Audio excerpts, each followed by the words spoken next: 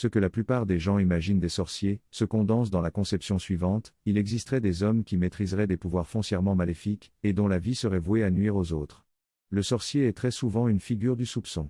C'est le vieillard le plus isolé du village, c'est l'oncle au visage parcheminé et à l'affection difficile, c'est l'ombre de celui qui nous effraie parce que son regard cherche à percer la couche de nos faux semblants, c'est le père dont nous ne comprenons pas la déception sourde et la rancœur froide à notre égard.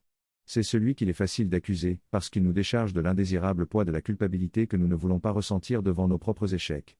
C'est un être humain que nous nous imaginons pouvoir diaboliser, parce que nous aurions quelque espèce de fausse preuve quant à sa responsabilité mystique dans nos malheurs et dans les conséquences de nos lacunes et de nos carences. Nous n'imaginons pas à quel point nous sommes au service de l'esprit de méchanceté, quand nous tendons nos pensées pour accuser une personne d'être un sorcier. Est-ce qu'il est possible que certaines personnes puissent nous vouloir du mal? Oui. Et dans 10% des cas, il s'agit des effets de la jalousie que les personnes éprouvent face à ce qu'elles perçoivent de nos réussites et de nos succès. Dans 90% des cas, il s'agit des personnes que nous avons blessées, agressées, provoquées. Soit délibérément, soit par maladresse et par inconséquence dans nos paroles et dans nos actes. Souvenons-nous aussi des gens que nous soupçonnons et accusons parfaitement à tort, tout en étant totalement convaincus que nous avons raison. Voire que nous avons des preuves. Notre propension à croire en l'existence des sorciers est génératrice de davantage de noirceur que les supposés méfaits de ces présumés sorciers.